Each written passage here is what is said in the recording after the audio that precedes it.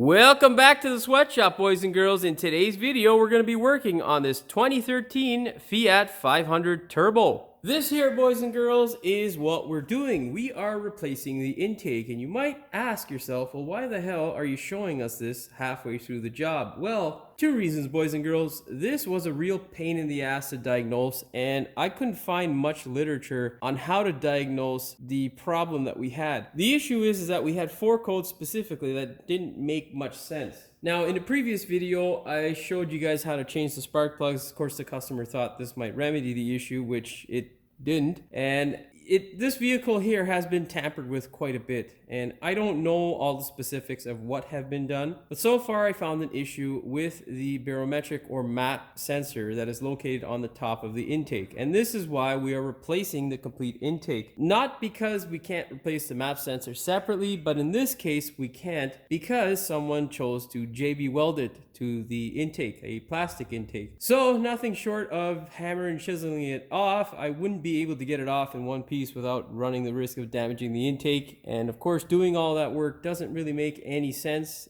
especially if you can't guarantee that you're going to fix it, at least that specific problem. So do me a big favor, boys and girls, and hit that subscribe button to support my work. Don't forget to hit the notification bell so you never miss one of my new videos, and of course, thank you for watching. I'll tell you the codes that we had. The first code was a P0069, which essentially indicates, boys and girls, that we have an issue with our manifold absolute pressure sensor, the map sensor. This also doubles as the barometric sensor on this vehicle. So that in itself is this sensor here. It's a 4-wire sensor that you can replace on its own, provided it's not JB welded to the goddamn car. Of course, that would make your life considerably easier. Now, why would you replace it? Well, what I'll do, boys and girls, is I'll go into the wiring side of things a little bit later on and show you exactly what I found to be the issue with this particular sensor and the car and how I diagnosed it. Now, the second issue that we had in terms of engine codes was a P1185, which basically indicates that we have another correlation issue with the boost sensor. Now, keep those two in mind because it will tell you what the issue potentially is and what may have been causing all the other issues that we had. Now, the other code that we had, the third code, is P0237. Now, that indicates that we have a boost sensor circuit that has an issue. Essentially, what the code says is that we have a low A circuit, which indicates on this particular thing that we either have a short to ground or an issue with an internally grounded sensor. So now you know the boost sensor is not this sensor here. So keep that in mind as I go through the issues that tissues just won't solve. The next code that we had was kind of weird because this one here is a P0171, which indicates that we have a lean mixture, which is not something that I could see via my nose. This thing smelled horrible, like tons of fuel were being dumped into it. So that one there is, I think, just a symptom of all the crap that we're having issues with. What I'm going to do, boys and girls, is show you the issue that we had and how I diagnosed it. Now, I'll tell you, boys and girls, this is not a job that you'll want to do at home. And if you are crazy enough to attempt it at home, maybe you should think about being a mechanic because it's a royal pain in the ass. As you can see here, boys and girls, there's not a lot of room in this engine bay, and there is a shit ton of crap that you got to take off in order to get the intake off. To be honest, I'd rather do intakes on, vehicles that are much more considered to be a pain in the ass than this thing, because you got to get, well, if you have big hands or arms, you're going to get scratched up and really irritated. It's not nice. That being said, boys and girls, our map sensor sits about here on the intake, and down here is our boost sensor, which is on our intake pipe. Now, of course, here's our computer and whatnot, and it's all disassembled currently because, well, really, to work on anything on this pile of junk, you got to disassemble half the goddamn car in order to solve any of its issues. So what I did was, and I'll show you where the location of the boost sensor is so that you're not confused. It's a 3-wire sensor as opposed to a 4-wire with the map sensor, which is right about there. What I did was I back probed all my sensors. Now, with the power to the car off, you back probe everything, make sure none of these wires actually touch each other. That way you can test the sensor sensor connected to the vehicle, okay? What you're also going to do is make sure that you do not have any lives and grounds, obviously grounding off. You don't want to short your computer or damage anything. So make sure that you don't have any circuits that are crossed or grounded or anything like that. Of course, we had a grounding situation, so what to do, that's what we're trying to diagnose. But you don't want to be the cause of, you know, replacing this pile of junk here just because you screwed up. Now, that being said, boys and girls, I also back probed the connector for our turbo sensor, which is right down here. Now, with everything connected, I saw that I was getting a ground on my 5-volt reference, which is one of the circuits that should not have a ground, of course. And I saw that I was getting a ground on the 5-volt reference, not only at the turbo boost sensor, but at the camshaft sensor, which is back here, this connector here. Now, I had no codes for the camshaft sensor, so I'm assuming that it was good and the wiring was good and it was functioning properly, because I didn't have any timing correlation codes or anything like that. But it does shear from the computer the ground circuit as well as the 5-volt reference circuit. So once I isolated through a wiring diagram that I found on that crappy program Shopkey, which had no other information for diagnosing or test procedures for the sensors to determine whether they were good or not on the bench, we were able to use a wiring diagram to at least isolate our wiring and realize that the wiring was fine. So what I did after isolating that we had an issue with the system grounding, what I did was started to isolate where that issue may be. Now, the smart thing to do is to check it by going through the wiring. What you want to do essentially is disconnect each sensor one by one. When you disconnect them, if the sensor is bad, your grounding issue will go away, which was the case when I disconnected the map sensor. So I was ecstatic because, as you can see here, the wiring issue, if it's on the harness, would be a real pain in the ass to get to, because the harness is basically underneath the intake and on top of the intake and everywhere where your hands don't goddamn reach. So it turns into a real nightmare to diagnose. Now, most of my time was spent, you know, looking at where these components were and how to freaking diagnose them, which to no avail. I couldn't get any literature on that, but also then studying the wiring harness and how they were all interconnected. That's generally where most of your time will be spent, on Shopkey, essentially. It'll drive you absolutely nuts, but you got no choice, really. I wish to God that someone comes up with a really good program. I haven't used all data in years, but hopefully maybe someone might like that better. I can't stand Shopkey, but what to do. So anyhow, boys and girls, long story short, we found the grounding issue in the map sensor there. So we have no choice but to replace the intake because the map sensor is JB welded to the intake, which is a stupid thing to do. Apparently, by the previous owner, the customer was told that the bolt was broken, and that is why they JB welded the sensor to the vehicle, which is stupid to do. Now, there was also a bunch of other sensors that he has in the trunk of this thing, and because it's never a good thing to go with something you don't know is working, because you don't want to swap something out and then basically have the same issue, especially when it's hard to get to. I suggest getting something that's brand new. Now, if you're in the situation where your bolt isn't broken, you can simply go ahead and replace your map sensor, which isn't the hardest thing to do. And of course, I'm not going to be showing you how to do that in this video, but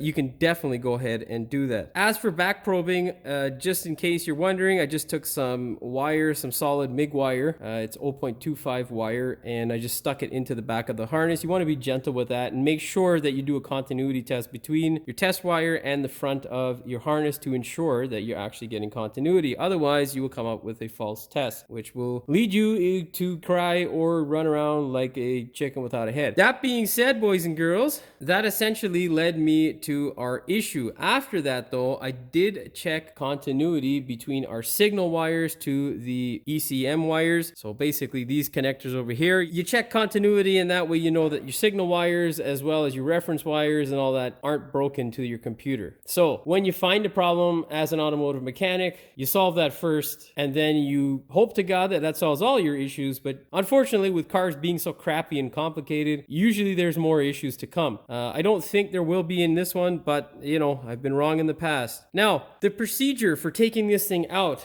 oh man, It is a tedious one. It calls for about 6 hours, but I'll tell you, if you're in the Rust Belt, you will run into things that will drive you insane. This here, boys and girls, is our AC compressor. That inside there is where one of the bolts goes, and as you can see, there is a ton of corrosion and crap inside there. So this thing here is 6 hours when you live in freaking California, but when you live out in the Rust Belt, it turns into way more than 6 hours. So don't fool yourself. If you're trying this at home, it is going to be a pain in the ass, especially when you have a lot of bolts that are just rotted or, you know, completely seized. For example, boys and girls, you can see here, this is the bracket for my overflow tank, and there is still a bolt in there. No, that is not a stud. That bolt is broken. It got sheared off because of all the rust. Wonderful, isn't it? Yeah, 6 hours my ass. The nice thing is though, whoever worked on this car managed to leave a bunch of bolts out. So that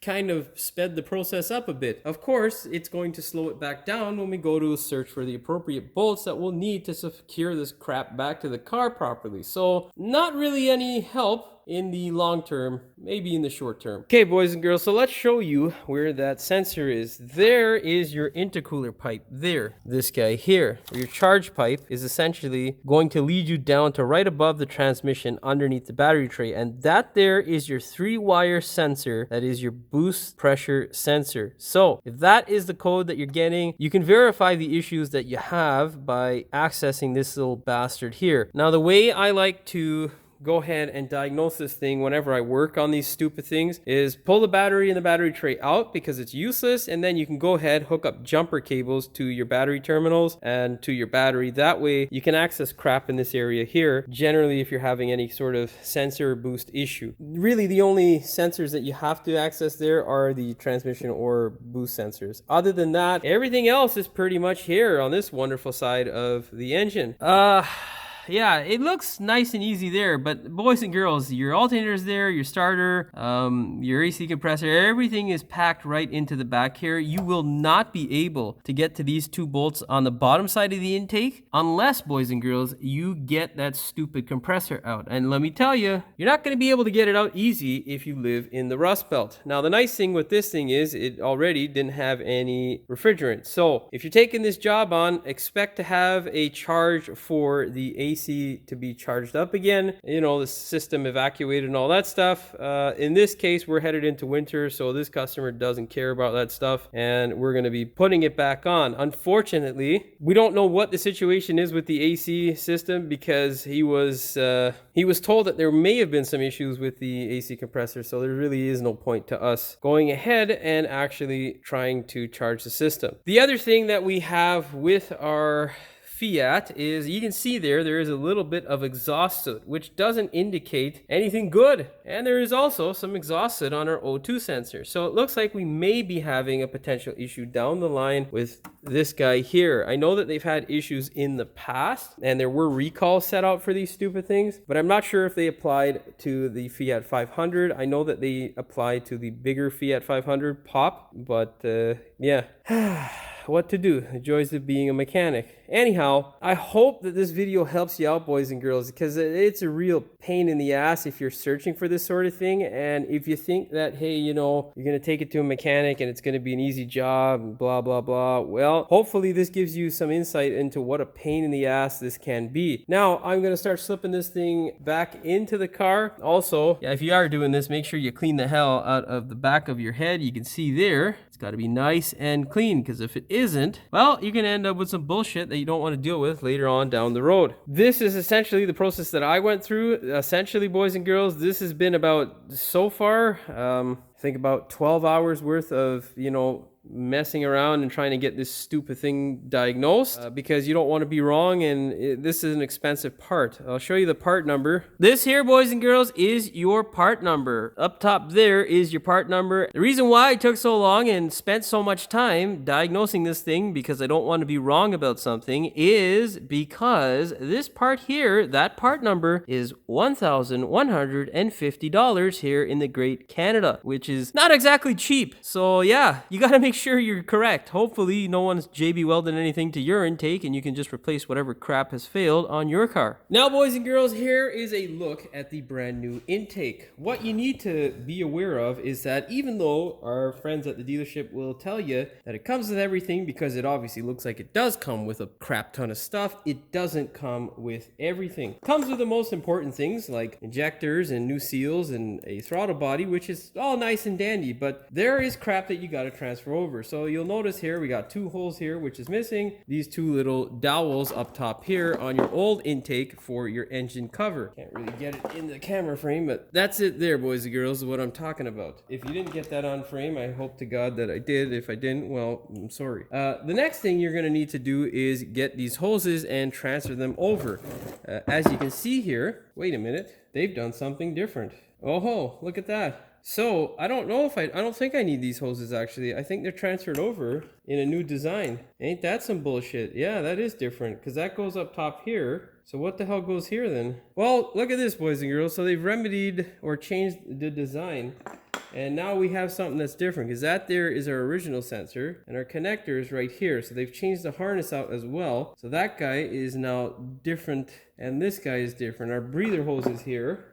And that's what our old one looks like there. So look at that, hey? Anyhow, what you'll need to do is, of course, depending upon where yours is from and whatnot, make sure that your pile of crap is the right one. Whatever you do, if you do need to transfer these guys, whenever you're removing these things, if you are crazy enough to do this at home, make sure you are extra gentle with this crap. It breaks like you wouldn't believe, and Jesus Christ, these things are expensive. So keep that in mind, boys and girls. It may look like our friends at the dealership might be correct in saying that it is complete, actually. I don't see any connections that are left out. So yeah, I'm gonna double check that on my car and see what I might need to transfer over. As far as I can see right now, it's just these 2 dowels here. I've got to remove this because our customer is cool and has a boost pressure sensor. We're gonna have to remove these guys, but we'll do that after we get it on the car so no crap gets in there. Now, of course, even though it's brand new, inspect the seals because you don't want to put this shit in and then have a intake code or a lean code or any of that crap. You know, make sure you do yourself that favor. You're gonna have to also make sure you clean up the intake bolts and apply some new thread locker to them.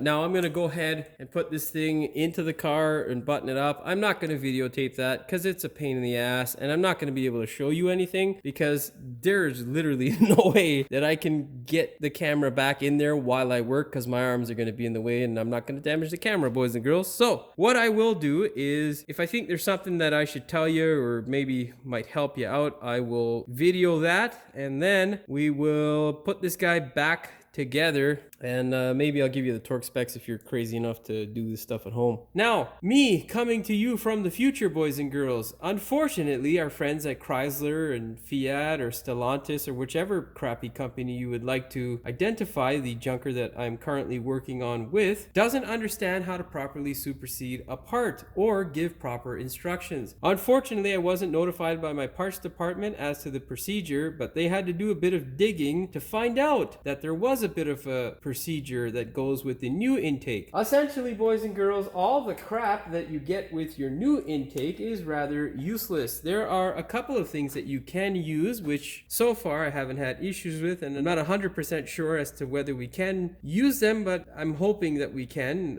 although this is Chrysler. That being said, all this crap here, your wiring harness, your evap line, the little rubber line that goes here is all useless, including the bracket. So all of this crap, which you pay for absolutely no reason, doesn't goddamn work. You're gonna have to take this shit off of your new intake and replace it with the old crap from your old intake. I don't understand why companies like Chrysler do this shit, and they wonder why they waste so much money and why they're always in debt. It's because they can't make a reliable product and something that is worthwhile having for many years on end. This thing here is going in the garbage. It's all brand new crap that they generated and then charge you, the customer, for, and you can't use it. It's just crap. So thanks, Chrysler, for your stupid engineering. This is the sort of crap, boys and girls, as to why I tell people continuously not to buy these particular products if you're looking for a car that you're going to keep long term. If you're just leasing a pile of junk that you don't really care about, by all means, go ahead. But if you're paying your hard-earned money and you're buying something and you're looking for something that's long-term, when you see the Daimler Chrysler sign on any products underneath the hood, see that little star there? It's a pile of junk. Don't buy it, because it will end up costing you long-term. Not every single one of their products is a complete pile of shit, but most of them are. That's enough ranting from the future. Now let's get back to the regular live action. Of course, with my anger, boys and girls, I was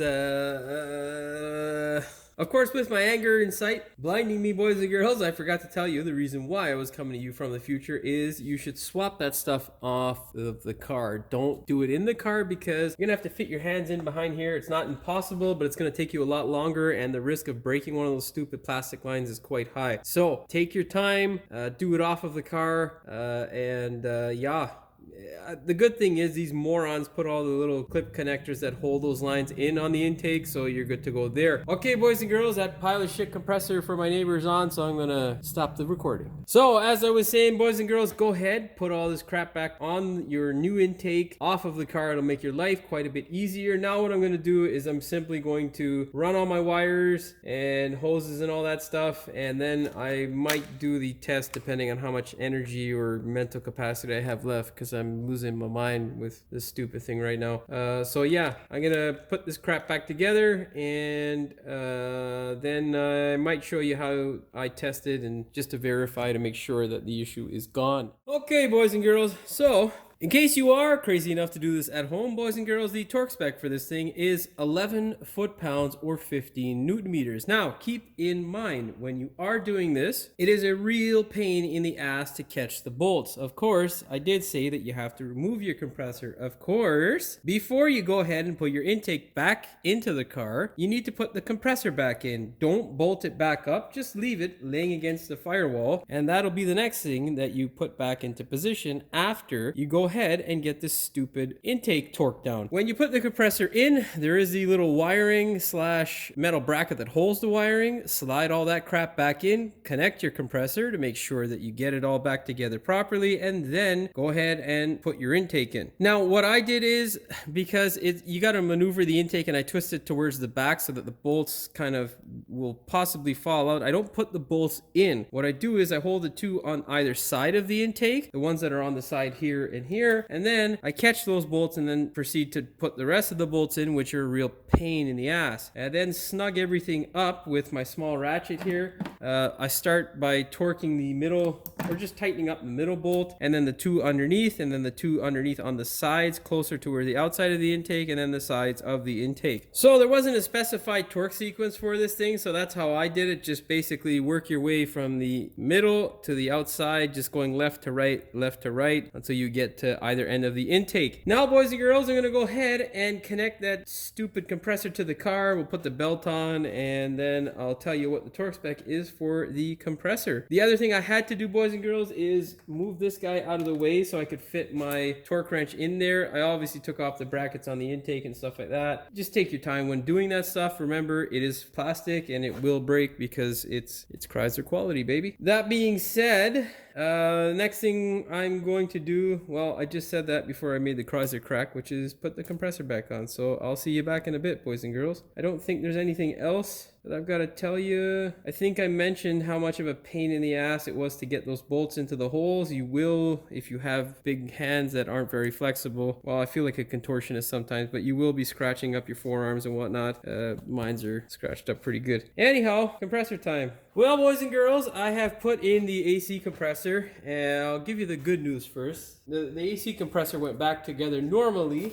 In case you're wondering, the torque spec for your AC compressor is 18 foot-pounds or 25 newton meters to the bracket that holds it. For the air conditioning lines, boys and girls, it is 10 foot-pounds or 14 newton meters that is required to secure those stupid things. When you are putting them in, go ahead and replace the seals and put a dab of silicone on those seals so that you don't end up with a leak if you go to charge your system. Okay, boys and girls, so what I have done to this point is I've basically put everything back together. The only thing that I have disconnected currently, besides the ducting electrically, is our boost connector. The connector for the map sensor is connected. I'm still probing it and putting ground through the system. Currently the system is hooked up, but the ECU is not hooked up. So the ECU signal wires or grounding wires don't play a signal. Currently we just have ground running through the system. system, which means that anything that's connected to that circuit, which is like 4 or 5 sensors, will have ground. The key thing is now is to check all your sensors by making sure that you don't have a 5-volt reference signal wire on any of your sensors having a ground, which shouldn't happen. So you check here, make sure you have ground, and then check the other pins and you don't have anything. The sensor, if it's doing its job, will show you that you have a 0 as a numerical value on your power probe. So what you can do now is grab this guy here, make sure none of the wires are touching, and you can probe the front of it. We have the signal wire here, and that's at 0. And we have the signal from the ECU, which is currently at 0. And then we have our ground. What was happening before is the ground, whenever activated, will give you a full ground signal on your 5-volt reference, which was our issue. So currently, we don't have any issues that tissues won't solve. So we can pull our little probes out and we can go ahead, fire everything back at this thing, clear the codes, test drive the stupid thing, and hope that that solves all of our issues. Now, boys and girls, as you can see, I've got everything back together. I spent about an hour just kind of getting stuff back together. Of course, it doesn't take an hour to get this crap back together. It's actually kind of quick. It looks like a lot, but it's not. Just been doing other stuff, trying to fix other crap on the car that the previous folks should have fixed, but didn't do shit on. Now, I have started it to make sure that it's okay. So far, the check engine hasn't come back on right away, which is a good thing, but fingers crossed we don't have any other issues. So far it sounds fairly good. It doesn't smell like raw fuel anymore, so I think we fixed definitely one problem. But with this junker, it's got numerous potential issues, so we're gonna hope for the best here. I think we've fixed it, but time will tell, my friends. At the end of the day, boys and girls, if you're having the same codes and whatnot, this is essentially the process you're gonna have to go to if you have a map sensor that is JB welded to your intake. In case you're wondering, that's what I'm talking about there. There used to be a screw there and some idiot broke it, and the solution was to JB weld the goddamn thing, which is a bad idea. You'd probably be better off just to zip tie it around the corner here and then come up with a way to fix that screw. The point is, boys and girls, hopefully that issue is easily remedied on yours. If you have a barometric sensor issue, hopefully you can just change it without changing the intake. If you have to, well, I suggest taking it to a professional, because it's one of those things that if you try doing it at home, you can really cost yourself some money if you break those little plastic tubes. Of course, if you are a professional watching this video, the sum of things is it isn't easy. Chrysler is, as you know, boys and girls, is not such a great manufacturer, unfortunately. Nonetheless, it is a challenging job, and if you think it's going to be 6 hours like the book says, especially in this guy's case, because he's got all kinds of missing bolts and other crap that I had to fix. And besides that, we had a broken bolt on the coolant flange there that holds that reservoir, and then we also had the bolts that were seized for dear life on the compressor, which made it nice and fun. That's just the way it goes sometimes. Anyhow, boys and girls, that is pretty much all she wrote for this one. What I will tell you is make sure, because you're touching your cooling system, top it up. It's that guy right there where you got to top it up. Make sure you bleed the thing, run it, and then just drive it like a grandma. And as things look okay and you don't have any misfires, and the raw fuel that was dumped in there because it was running like a bag of shit burns off, then you can go ahead and beat on the thing and make sure it's okay. Boys and girls, that's enough rambling for me here. That's all she wrote. Well, boys and girls, that's all she wrote for this one. Hopefully you found the video informative as well as entertaining. If you did, please like, share, and subscribe. Don't forget to hit the notification bell so you never miss one of my new videos. And as always, thanks for watching. We will see you in the next one. Map sensor or with your map sensor or your mass. Oh, for fuck's sakes, Jimmy, this is not that hard. You can do this. You are a mechanic. You're supposed to know this stuff. Well, what I'll do is I'll go into the wiring things later. Well, the wiring things. P02. Oh, for fuck's sakes. Essentially, what the code comes out is. Fuck is it? You can verify what's issues, and I'll tell you the reason why it took so long and spent so much time tying. Oh, this fucking compressor. You know, pressure. What the fuck am I saying? I'm getting high from the gas fumes that leaked out of the fuel rail and the other shit. Okay, I should do this when I'm less fucking angry. And they wonder why their cars, you know, are fucking piles of crap. I can't say that. The torque spec is 11 foot-pounds. 11?